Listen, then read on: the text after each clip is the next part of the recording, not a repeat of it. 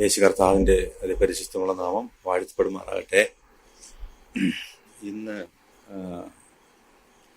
March മാസം 16 തീയതിയാണ്. അടുത്ത് വരുന്ന 3 ആഴ്ചകളിൽ അല്ലെങ്കിൽ 4 ആഴ്ചകളിൽ ദൈവവചന ശുശ്രൂഷയ്ക്കായിട്ട് വ്യക്തികളെല്ലാം തയ്യാറാണ്. പക്ഷേ ഞാൻ സജി മാത്യു സാറിനോട് ചോദിച്ചു, ഈ ആഴ്ച എനിക്കൊന്ന് ഒഴിവാക്കി തരാമോ എന്ന്. അപ്പോൾ എന്നോട് പറഞ്ഞ മറുപടിയാണ്, അടുത്ത 3 ആഴ്ചത്തേക്ക് 4 ആഴ്ചത്തേക്ക് ആൾക്കാർ തയ്യാറാണ്, ഈ ഒരാഴ്ചത്തേക്ക് ആരെങ്കിലും കണ്ടെത്തിയാൽ മതിയെന്ന്. പിന്നെ വേറെ മറുപടിയൊന്നും അതിന് പറയാനില്ലല്ലോ. അപ്പോൾ ഇന്ന് ഞാൻ ചെയ്തേ പറ്റുള്ളൂ എന്നുള്ളതിന് വ്യക്തമായിട്ടുള്ളൊരു മറുപടിയാണ് ഞാൻ കേട്ടത്. അപ്പോൾ ഞാൻ ചെയ്യാമെന്ന് പറഞ്ഞു. ശരിക്കും ഹാൻഡിക്യാപ്ഡാണ്. ദൈവനാമം മാത്രം മഹത്വപ്പെടുമാറാകട്ടെ. അതിനുശേഷം ഇവിടെ വന്നതിന് ശേഷം പ്രിയ ബാബു സഹോദരൻ ഇരിക്കുന്നതുകൊണ്ട് ഞാൻ അദ്ദേഹത്തോടും സമീപിച്ചു. അദ്ദേഹം പറഞ്ഞു പിന്നൊരു പ്രാവശ്യം ആകട്ടെ എന്ന്. അവസാന നിമിഷം വരെ ഞാൻ ശ്രമിച്ചു, പക്ഷേ സാധിച്ചില്ല. ദൈവനാമം മാത്രം മഹത്വപ്പെടുമാറാകട്ടെ. കഴിഞ്ഞ നാളുകളിൽ നമ്മെ നടത്തിയ ദൈവത്തിന് സകല മഹത്വവും കരയറ്റുന്നു. പ്രിയ ഫെബിയുടെ വിവാഹം ആ രീതിയിൽ ദൈവം ക്രമീകരിച്ചിരിക്കുകയാണ്. കഴിഞ്ഞ നാളുകളിൽ നാം എല്ലാവരും ഒരുമനപ്പെട്ട് പ്രാർത്ഥിച്ച ഒരു വിഷയമാണ്. വളരെ വളരെ പ്രാർത്ഥിച്ച ഒരു വിഷയമാണ്. ദൈവം ഉത്തരം നൽകിയിരിക്കുകയാണ്. കർത്താവിന് സകല മഹത്വവും. അതുപോലെ പ്രിയ സാമുവലിനും കെസിയയ്ക്കും ദൈവം ദാനമായ ഒരു കുഞ്ഞിനെ നൽകിയിരിക്കുകയാണ്.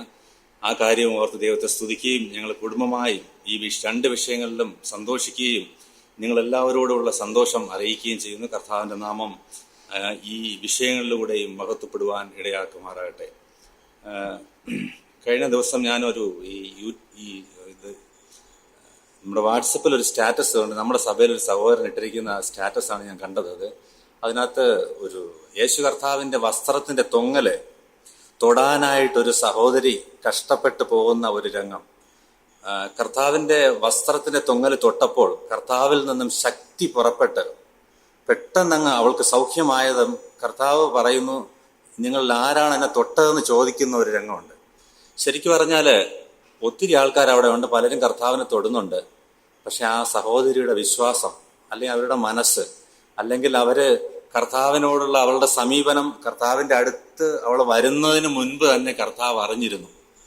ശരിക്കും കർത്താവിൻ്റെ വസ്ത്രത്തിന് പ്രത്യേകത ഒന്നും ഉണ്ടായിട്ടല്ല, മറിച്ച് കർത്താവിലുള്ള വിശ്വാസം കർത്താവ് കണ്ട് ആ സഹോദരിക്ക് സൗഖ്യം ലഭിച്ചതായിട്ടാണ് നമ്മൾ വായിക്കുന്നത്. അത് ആ കാഴ്ച അല്ലെങ്കിൽ ആ ഒരു തീം എൻ്റെ മനസ്സിലേക്ക് പെട്ടെന്ന് കടന്നു വന്നു.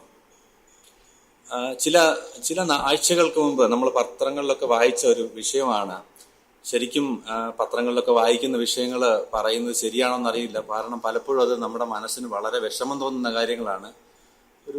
ശരിക്കും ന്യൂസ് കേൾക്കാൻ പാടില്ലാത്ത ഒരു കാലത്താണ് നമ്മൾ ജീവിക്കുന്നത്. അതുപോലെ നമ്മുടെ മനസ്സ് വിഷമിക്കുന്ന ഒരു കാലത്താണ് നമ്മൾ എല്ലാവരും ജീവിക്കുന്നത്.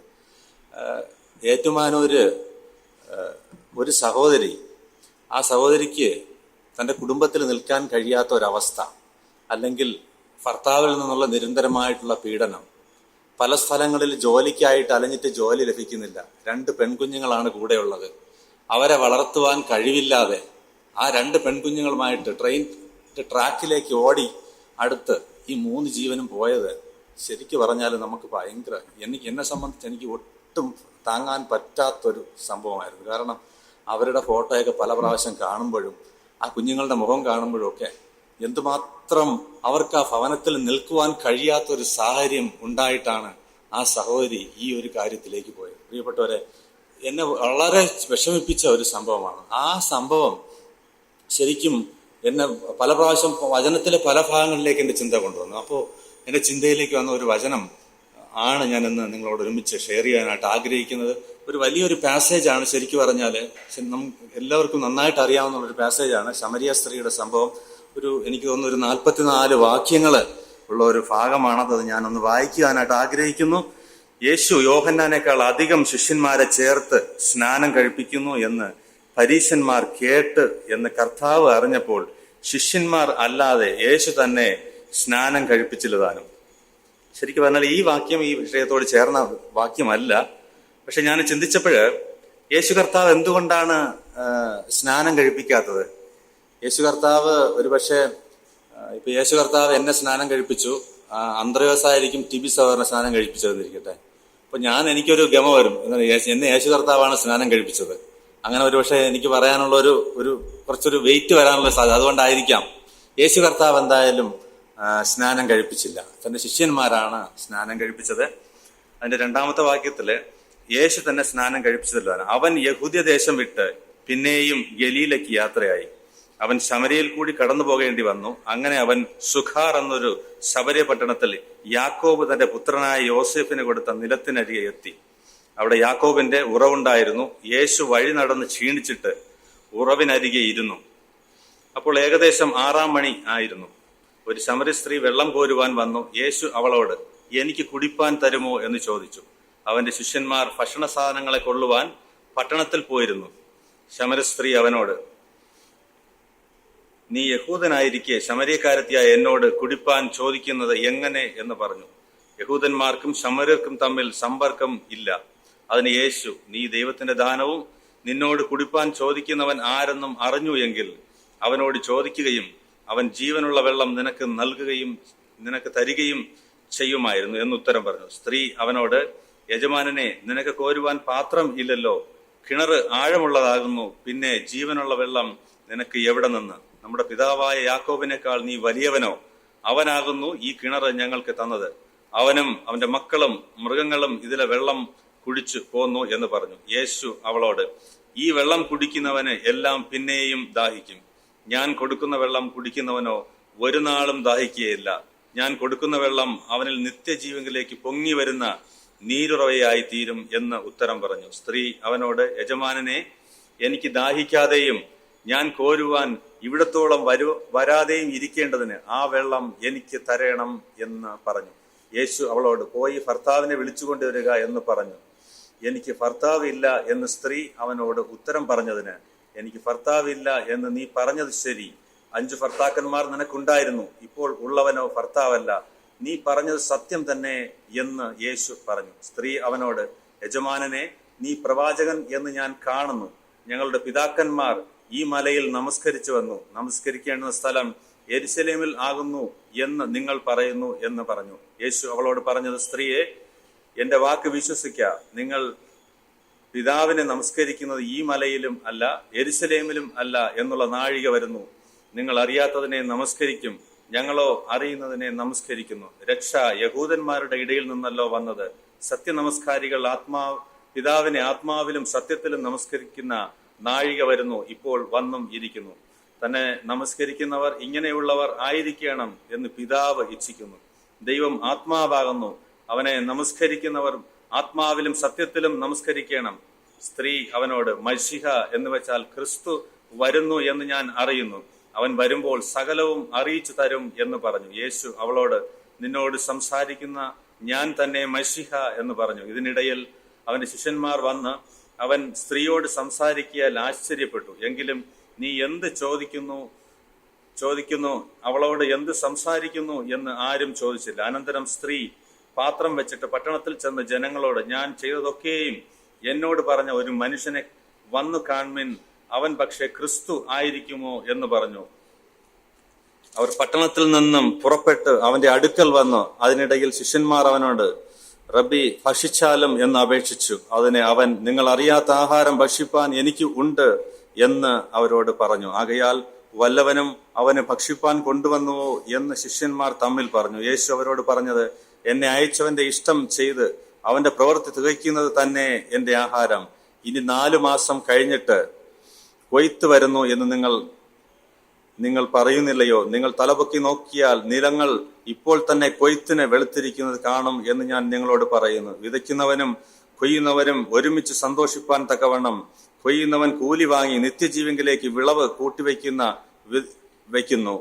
വിതയ്ക്കുന്നത് ഒരുത്തൻ, കൊയ്യുന്നത് മറ്റൊരുത്തൻ എന്നുള്ള പഴഞ്ചൊല്ല് ഇതിനാൽ ഒത്തിരിക്കുന്നു. നിങ്ങൾ അധ്വാനിച്ചിട്ടില്ലാത്തത് കൊയ്യുവാൻ ഞാൻ നിങ്ങളെ അയച്ചിരിക്കുന്നു. മറ്റുള്ളവർ അധ്വാനിച്ച് അവരുടെ അധ്വാനത്തിലേക്ക് നിങ്ങൾ പ്രവേശിച്ചിരിക്കുന്നു. ഞാൻ ചെയ്തതൊക്കെയും അവൻ എന്നോട് പറഞ്ഞു എന്ന് സ്ത്രീ സാക്ഷ്യം പറഞ്ഞ വാക്കു നിമിത്തം ആ പട്ടണത്തിലെ പല ശമര്യരും അവനിൽ വിശ്വസിച്ചു. അങ്ങനെ ശമര്യർ അവന്റെ അടുക്കൽ വന്നു തങ്ങളോട് കൂടെ പാർക്കണമെന്ന് അവനോട് അപേക്ഷിച്ചു. അവൻ 2 നാൾ അവിടെ പാർത്തു. ഏറ്റവും അധികം പേർ അവന്റെ വചനം കേട്ട് വിശ്വസിച്ചു. ഇനി നിന്റെ വാക്കുകൊണ്ടല്ല ഞങ്ങൾ വിശ്വസിക്കുന്നത്, ഞങ്ങൾ തന്നെ കേൾക്കുകയും അവൻ സാക്ഷാൽ ലോകരക്ഷിതാവെന്ന് അറിയുകയും ചെയ്തിരിക്കുന്നു എന്ന് സ്ത്രീയോട് പറഞ്ഞു. കർത്താവിന്റെ നാമം വാഴ്ത്തപ്പെടുമാറാകട്ടെ. ഒരു വലിയ പാസേജാണ് ഇത്. ശരിക്കു പറഞ്ഞാൽ ഒരു അധ്യായം തന്നെ ഈ കാര്യം വിവരിക്കുവാനായിട്ട് ദൈവവചനം മാറ്റിവെച്ചിരിക്കുകയാണ്. അതിന്റെ പ്രാധാന്യം തന്നെ നമുക്കതിൽ നിന്നും മനസ്സിലാക്കുവാനായിട്ട് സാധിക്കും. ഈ യോഹന്നാന്റെ സുവിശേഷം 4-ാമത്തെ അധ്യായത്തിൽ ഈ കാര്യം നമ്മൾ ചിന്തിക്കുമ്പോൾ, ഇതിന്റെ 3-ാമത്തെ അധ്യായത്തില്, യോഹന്നാന്റെ സുവിശേഷം 3-ാമത്തെ അധ്യായത്തിൽ നമ്മൾ ചിന്തിക്കുമ്പോൾ അവിടെ നിക്കോദിമോസിനെ കുറിച്ചാണ് നമുക്ക് അവിടെ കാണുവാനായിട്ട് സാധിക്കുന്നത്. നിക്കോദിമോസ് ശരിക്കും പറഞ്ഞാൽ ഒരു പ്രമാണിയായിരുന്നു, അല്ലെങ്കിൽ യഹൂദന്മാരുടെ ഇടയിൽ നല്ല സ്ഥാനമുള്ള ഒരു മനുഷ്യനായിരുന്നു ഈ നിക്കോദിമോസ്. എന്നാൽ ഈ സ്ത്രീയെ സംബന്ധിച്ച് അവൾക്ക് അങ്ങനെ സ്ഥാനമൊന്നുമില്ല, മറിച്ച് മറ്റുള്ളവരുടെ മുൻപാകെ പ്രത്യക്ഷപ്പെടുവാൻ ഭയപ്പെടുന്ന, അല്ലെങ്കിൽ ആരും വില കൊടുക്കാത്ത ഒരു സഹോദരിയാണ് ഈ സ്ത്രീ. എന്നാൽ യേശു കർത്താവ് ഇവർ രണ്ടുപേരോടും ഒരുപോലെ സംസാരിക്കുന്നതായിട്ട് നമുക്ക് കാണുവാനായിട്ട് സാധിക്കും. മാത്രമല്ല, സമൂഹത്തിലെ ഏറ്റവും ഉന്നത നിലവാരം പുലർത്തുന്ന ഈ നിക്കോദിമസിനെ പോലെ തന്നെ യേശു കർത്താവ് ഈ സ്ത്രീക്ക് അതേ വില കൊടുത്ത് അവളോട് സംസാരിക്കുന്നതായിട്ട് നമുക്ക് കാണുവാനായിട്ട് സാധിക്കും. പ്രിയപ്പെട്ടവരെ, നമ്മള് ശരിക്കും പറഞ്ഞാൽ സമൂഹത്തിൽ നമുക്ക് ഉള്ള വില, അല്ലെങ്കിൽ നമ്മൾ സംസാരിക്കുവാൻ നമുക്ക് ഏറ്റവും താഴ്ന്ന ഇടയിൽ, അല്ലെങ്കിൽ ഏറ്റവും ഉയർന്ന ഇടയിലുള്ള ആൾക്കാരോട് നമ്മുടെ കർത്താവ് എങ്ങനെയാണ് ഇടപെട്ടത്? അവന് ആ സമയം മാറ്റിവെച്ചു, അല്ലെങ്കിൽ അവർക്ക് നമ്മുടെ കർത്താവ് സമയം കൊടുത്തു. കർത്താവ് അങ്ങനെ ഒരു പ്രത്യേക ഒരു വേർതിരിവ് ആരോടും വെച്ചില്ല. ശരിക്കും വേർപാടിന്റെ നടുച്ചുവരെ ഇടിച്ചു കളഞ്ഞുകൊണ്ടാണ് നമ്മുടെ കർത്താവ് ഈ ലോകത്തിൽ ജീവിക്കുകയും എല്ലാ മനുഷ്യരോടും ഒരുപോലെ ഇടപെടുവാനും ചെയ്യുവാനും ഇടയായി തീർന്നത്. ശരി, യോഹന്നാന്റെ സുവിശേഷം 4-ാം അധ്യായത്തിലെ ഈ സംഭവം ശരിക്കും നടക്കുന്ന ഈ യെരുശലേമിന്റെ ശരിക്കും പറഞ്ഞ ഒരു നടുക്ക്, ആ പ്രദേശത്തിന്റെ ഒരു നടുക്ക് ഭാഗത്ത് ആയിട്ടാണ് ഈ സംഭവം നടക്കുന്നത്. യേശു അവിടുത്തെ 3-ാമത്തെ വാക്യത്തിൽ നമ്മൾ ഇങ്ങനെയാണ് വായിക്കുന്നത്: അവൻ യഹൂദ്യ ദേശം വിട്ട് ഗലീലയ്ക്ക് യാത്രയായി. യഹൂദ്യ ദേശത്ത് നിന്ന് ഗലീല എന്ന് പറഞ്ഞാൽ നമ്മൾ ശരിക്കും ചാവുകടലിന്റെ ഭാഗത്ത് നിന്നും ഗലീല കടൽ എന്ന് പറഞ്ഞാൽ നമ്മുടെ കർത്താവായ യേശു ക്രിസ്തുവിന്റെ ശുശ്രൂഷകൾ കൂടുതലും നടന്ന പ്രദേശമായ ഗലീല കടൽ, വടക്ക് ഭാഗത്തോട്ടാണ് നമ്മുടെ കർത്താവ് യാത്ര ചെയ്തത്. അങ്ങനെ യാത്ര ചെയ്യുമ്പോഴാണ് അവൻ കർത്താവിന്, അതിന്റെ 4-ാമത്തെ വാക്യത്തിൽ നമ്മൾ ഇങ്ങനെയാണ് വായിക്കുന്നത്: അവൻ ശമരിയയിൽ കൂടി കടന്നു പോകേണ്ടി വന്നു. ശരിക്കും പറഞ്ഞാൽ ഈ ഭാഗം ഈ രണ്ട് സ്ഥലത്തിന്റെ നടുക്കുള്ള ഒരു ഭാഗമായിട്ടാണ് ഈ ശമരിയ പ്രദേശമായിരിക്കുന്നത്.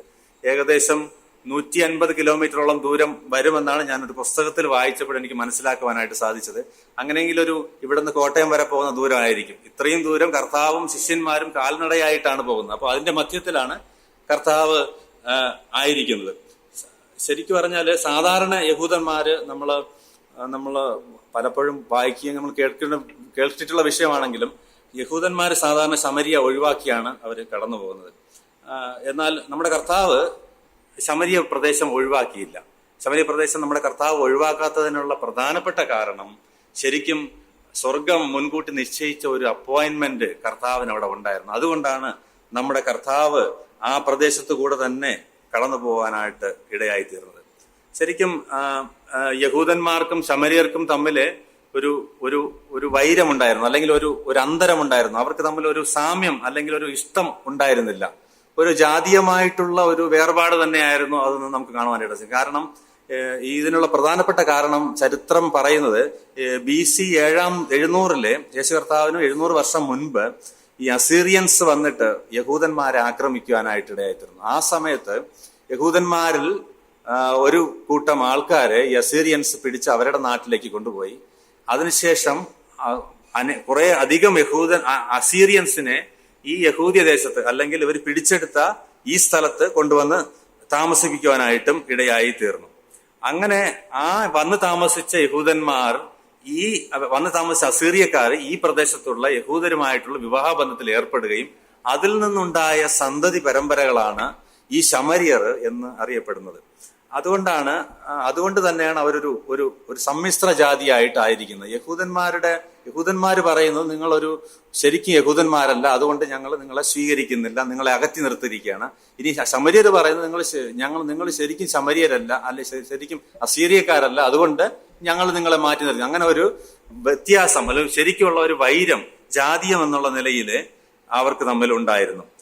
അത് നമുക്ക് അതിന്റെ ഒരു ഉദാഹരണം എന്ന് പറഞ്ഞാൽ, ശരിക്കും പറഞ്ഞാല് ആ സ്ത്രീ പറയുന്നുണ്ട്, ഞങ്ങളുടെ പിതാക്കന്മാർ ഈ മലയിൽ നമസ്കരിച്ചു, നമസ്കരിക്കേണ്ടത് യെരുശലേമിൽ എന്ന് നിങ്ങൾ പറയുന്നു. അതായത് യഹൂദന്മാർ പറയുന്നത് നമസ്കരിക്കേണ്ടത് യെരുശലേമിലാണ്, ഞങ്ങൾ പറയുന്നത് ഈ മലയില് ശരിക്കും അവർ ഉദ്ദേശിക്കുന്ന മല ഗെരിസീം മല എന്നാണ് നമ്മൾ വായിക്കുമ്പോൾ നമുക്ക് മനസ്സിലാക്കുവാനായിട്ട് സാധിക്കുന്നത്. ഗെരിസീം മല അതിനൊരു അവര് ചിന്തിക്കുന്ന ഒരു വിഷയം എന്ന് പറഞ്ഞാൽ അബ്രഹാം ഇസഹാക്കിനെ യാഗം കഴിപ്പിച്ചത് ഗെരിസീം മലയിൽ എന്നാണ് അവർ വിശ്വസിക്കുന്നത്. എന്നാൽ അങ്ങനെയല്ല, നമുക്കതറിയാം.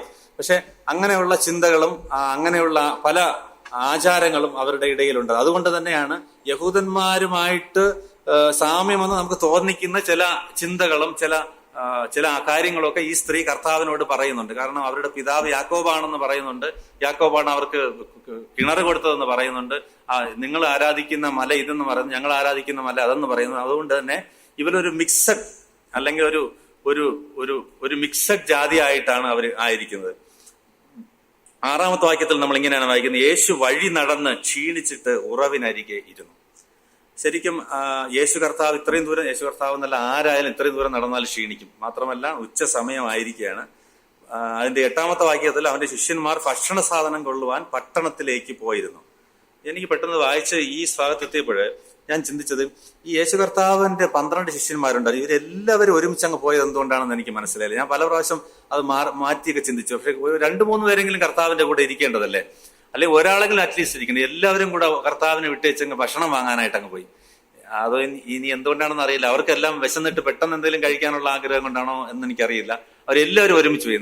ഞങ്ങളുടെ വീട്ടിലൊക്കെ സാധനം വാങ്ങാൻ പോകുമ്പോൾ ഞാനും കൂടെ വരുന്ന എല്ലാവരും പറയും. പക്ഷെ ഇപ്പോഴും അങ്ങനെയൊന്നും പറയാനില്ല, എങ്ങനെയും പോയി വാങ്ങിച്ചുകൊണ്ട് വന്നാൽ മതി എന്നാണ് പറയുന്നത്. പക്ഷെ ഇവിടെ ഇവരെല്ലാവരും ഒരുമിച്ചാണ് ഭക്ഷണ സാധനം വാങ്ങാനായിട്ട് പോയത്. എന്തായാലും അവർ ഒരുമിച്ച് ഭക്ഷണം വാങ്ങാനായിട്ട് അവർ പോയി. പക്ഷെ അതിന്റെ 6-ാമത്തെ വാക്യത്തിൽ നമ്മൾ വായിക്കുന്നത്, അപ്പോൾ ഏകദേശം 6-ാം മണി നേരം ആയിരുന്നു എന്നാണ് വായിക്കുന്നത്. 6-ാം മണി നേരം എന്ന് പറയുന്നത് ഉച്ചയ്ക്ക് 12 മണി സമയമാണ്. വളരെ ചൂടുള്ള സമയമാണ്.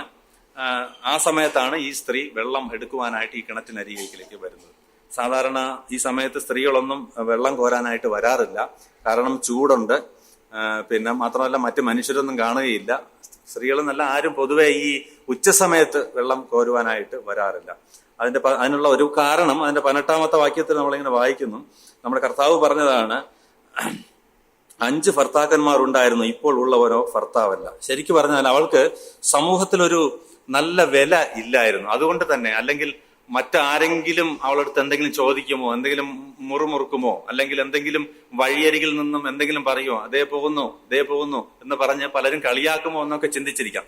നമ്മൾ തന്നെ ചിന്തിച്ചാൽ അറിയാം, നമ്മുടെ ദേശത്തോ നമ്മുടെ അടുത്തോ ഈ ടൗൺ എന്ന് പറഞ്ഞാൽ ഒരു ഒത്തിരി വലിയ ടൗൺ ഒന്നും ആയിരിക്കാൻ സാധ്യതയില്ല. എല്ലാവർക്കും പരസ്പരം അറിയാനും അങ്ങനെയുള്ള കാര്യങ്ങൾ മനസ്സിലാക്കുവാനും കഴിയുന്ന ഒരു സാഹചര്യമാണ്. അങ്ങനെ ഒരു സാഹചര്യത്തിലാണ് അവളുടെ ജീവിതത്തിൽ ആ പരാജയവും അല്ലെങ്കിൽ വിഷമവും കൊണ്ടായിരിക്കാം, അങ്ങനെ തന്നെയാണ് അവള് ഈ 12-ാം മണി നേരത്ത് അല്ലെങ്കിൽ ഈ ഉച്ച സമയത്ത് അവള് ഈ സ്ഥലത്തേക്ക് വന്നത്. എന്നാല് നമ്മുടെ കർത്താവ് ഈ പ്രദേശത്തൂടെ ഇവൾ വരണമെന്നും നമ്മുടെ കർത്താവിന് അവളോട് സംഭാഷിക്കണമെന്നുള്ള ആ സ്വർഗത്തിന്റെ ആ നിശ്ചയം ദൈവം അത് പ്ലാൻ ചെയ്തിരുന്നത് കൊണ്ടാണ് അങ്ങനെ ഇടയായിത്തീരുന്നത്. മാത്രമല്ല 9-ാമത്തെ വാക്യത്തിൽ വായിക്കുന്നത്, നീ ഒരു യഹൂദനായിരിക്കെ ശമര്യക്കാരത്തിയായ എന്നോട് കുടിപ്പാൻ ചോദിക്കുന്നത് എങ്ങനെ? ശരിക്കും ഒരു പരിചയമില്ലാത്ത ഒരു സ്ത്രീയോട് അല്ലെങ്കിൽ എന്തെങ്കിലും രീതിയിൽ ഒരു ബന്ധമില്ലാത്ത ഒരു സ്ത്രീയോട് സാധാരണ പബ്ലിക്കലി പുരുഷന്മാര് സംസാരിക്കാത്ത ഒരു സാഹചര്യമാണത്, ആ സാഹചര്യം. എന്നാല് അതിലും അസാധാരണമാണ് ഒരു യഹൂദൻ ഒരു ശമരിയ സ്ത്രീയോട് സംസാരിക്കുന്നത്. അങ്ങനെ അത്രയ്ക്ക് ശരിക്കും അസാധാരണമായിട്ടുള്ള ഒരു സംസാരമാണ് യേശു കർത്താവും ഈ സ്ത്രീയുമായിട്ട് നടന്ന സംഭാഷണം. ഈ ബൈബിൾ വായിക്കുമ്പോൾ ശരിക്കും ഈ ഭാഗമൊക്കെ വായിക്കുമ്പോൾ യേശു കർത്താവും ഈ സ്ത്രീയും തമ്മിലുള്ള സംഭാഷണം പലപ്പോഴും അതിന്റെ ആ ടോൺ അല്ലെങ്കിൽ അവർ തമ്മിൽ സംസാരിക്കുന്ന ആ ടോൺ നമുക്ക് മനസ്സിലാവില്ല. ബൈബിൾ വായിക്കുമ്പോൾ അല്ലെങ്കിൽ ദൈവവചനം വായിക്കുമ്പോൾ അതിന്റെ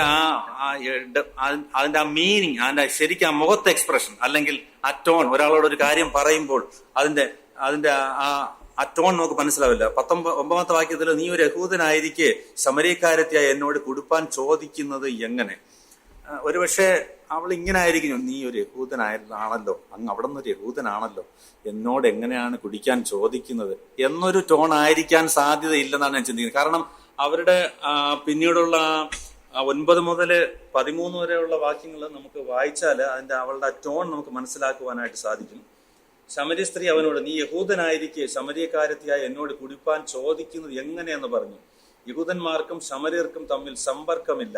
അതിന് യേശു, നീ ദൈവത്തിന്റെ ദാനവും നിന്നോട് കുടിപ്പാൻ ചോദിക്കുന്നവൻ ആരെന്നും അറിഞ്ഞുവെങ്കിൽ നീ അവനോട് ചോദിക്കുകയും അവൻ ജീവനുള്ള വെള്ളം നിനക്ക് തരികയും ചെയ്യുമായിരുന്നു എന്ന് ഉത്തരം പറഞ്ഞു. സ്ത്രീ അവനോട്, യജമാനനെ, നിനക്ക് കോരുവാൻ പാത്രമില്ലല്ലോ, കിണർ ആഴമുള്ളതാകുന്നു, പിന്നെ ജീവനുള്ള വെള്ളം നിനക്ക് എവിടെ നിന്ന്? ശരിക്കും ആ സ്ത്രീ ഒരു നിസ്സംഗ ഭാവത്തോടു കൂടെയാണ് സംസാരിക്കുന്നത്. ഞാൻ അങ്ങനെയാണ് മനസ്സിലാക്കുന്നത്. കാരണം നീ ഒരു യഹൂദനായിരിക്കും, എന്തിനാണ് എന്നോട് കുടിക്കാനായിട്ട് ചോദിക്കുന്നത്? അങ്ങനെ ആ ഭാഗം നമുക്ക് വായിച്ചാൽ നമുക്ക് അങ്ങനെയാണ് മനസ്സിലാക്കുവാനായിട്ട് സാധിക്കും.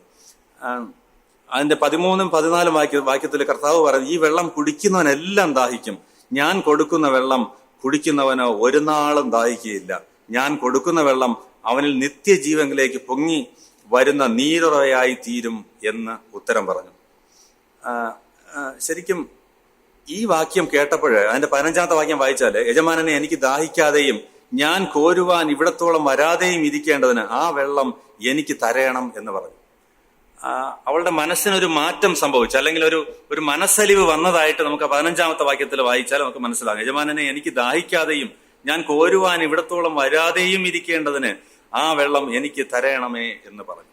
അവളുടെ ആ ആറ്റിറ്റ്യൂഡിനൊരു മാറ്റം സംഭവിച്ചതായിട്ട് നമുക്ക് മനസ്സിലാക്കുവാനായിട്ട് സാധിക്കും. ശരിക്കും ഈ സ്ത്രീ ഒരു ഭൗതികമായ ദാഹത്തെക്കുറിച്ചാണ് ഇവിടെ ചിന്തിക്കുന്നത്.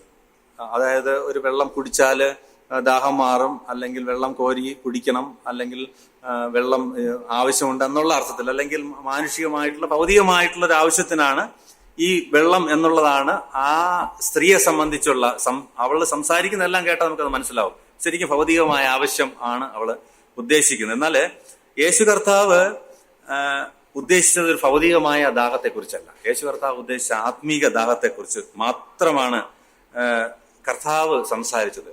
ഈ ദാഹം, ഒരു മനുഷ്യനെ സംബന്ധിച്ചുള്ള ഈ ആത്മീയമായിട്ടുള്ള ദാഹം ശരിക്കും മാറ്റിക്കൊടുക്കുവാനായിട്ട് യേശു കർത്താവിനല്ലാതെ മറ്റാർക്കും സാധിക്കുകയില്ല എന്ന് നമുക്കത് വായിക്കുമ്പോൾ നമുക്കത് മനസ്സിലാക്കുവാനായിട്ട് സാധിക്കും. ശരിക്കും അതിന്റെ 16ാമത്തെ വാക്യത്തില് നമ്മൾ ഇങ്ങനെയാണ് വായിക്കുന്നത്, യേശു അവളോട് പോയി ഭർത്താവിനെ വിളിച്ചു കൊണ്ടുവരിക എന്ന് പറഞ്ഞു. ശരിക്കും ഇതുവരെ നടന്ന സംഭവങ്ങളെയൊക്കെ മാറ്റി നിർത്തിക്കൊണ്ടാണ് കർത്താവിന്റെ ഈ ചോദ്യം.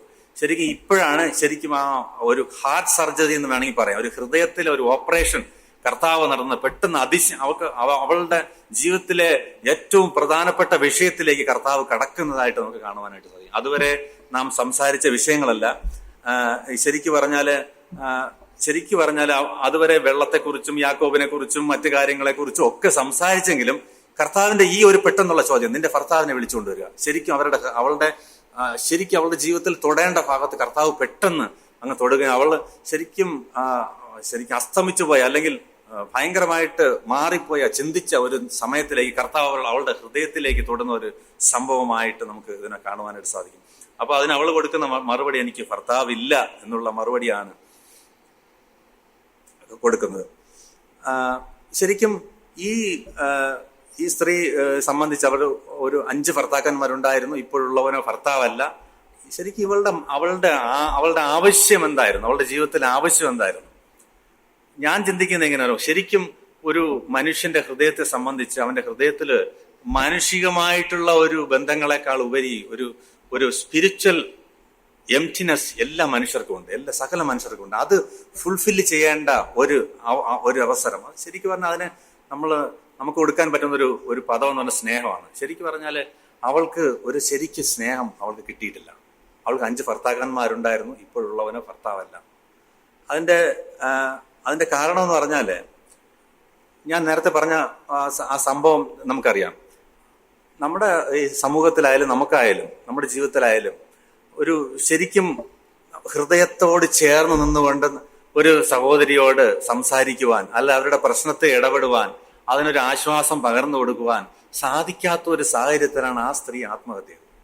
ഇവിടെ നമ്മുടെ കർത്താവ് ഈ പട്ടണത്തിൽ വരുവാനും ശരിക്കും ആർക്കും വേണ്ടാത്ത ഈ സ്ഥലത്ത് വരുവാനും ശരിക്കും ആരും സംസാരിക്കുവാൻ മടിക്കുന്ന ഈ സ്ത്രീയോട് സംസാരിക്കുവാനും കാരണം അവൾക്ക് വേണ്ടി കർത്താവ് പ്രത്യേകം സമയം ചെലവഴിക്കുവാനും പ്രധാനപ്പെട്ട കാരണം എന്ന് പറഞ്ഞാൽ അവളുടെ ഹൃദയത്തിന്റെ അവസ്ഥ കർത്താവിന് മാറ്റിയെടുക്കണം എന്നുള്ള കർത്താവിന്റെ ആഗ്രഹം കൊണ്ട് തന്നെയാണ്. ശരിക്കും അതുകൊണ്ടാണ് കർത്താവ് ഈ ചോദ്യങ്ങളൊക്കെ ചോദിക്കുന്നെങ്കിലും ഈ കഴിഞ്ഞ ഭാഗങ്ങളിലൊക്കെ നാം കണ്ട വെള്ളത്തെക്കുറിച്ചും ഒക്കെ പറയുന്നെങ്കിലും ശരിക്കും അവളുടെ ഹൃദയത്തിലെ വിഷയം പരിഹരിക്കുവാനായിട്ടാണ് യേശു കർത്താവ് അവിടെ വരുന്നത്.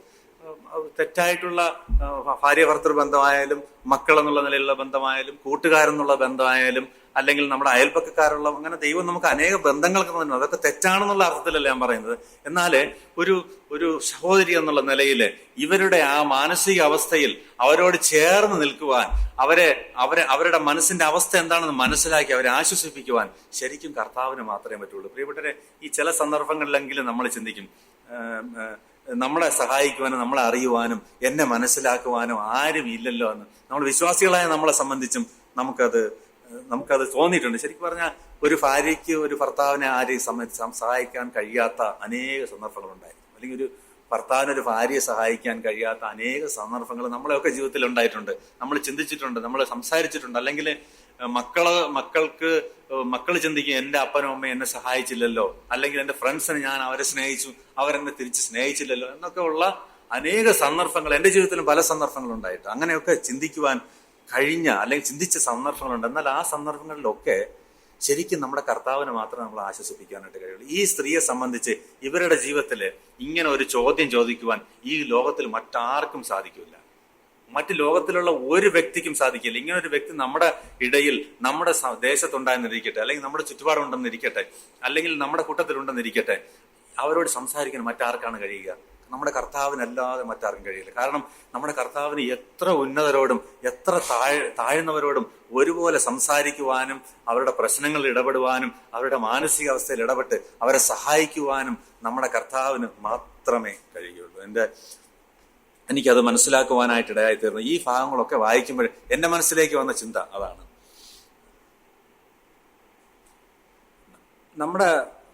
നമ്മുടെ മനസ്സിനകത്തൊരു എംപ്റ്റിനെസ്, അല്ലെങ്കിൽ ഒരു രക്ഷിക്കപ്പെടുന്നതിന് മുമ്പ് നമുക്കൊരു എംപ്റ്റിനെസ് ഉണ്ടായിരുന്നു, അല്ലേ?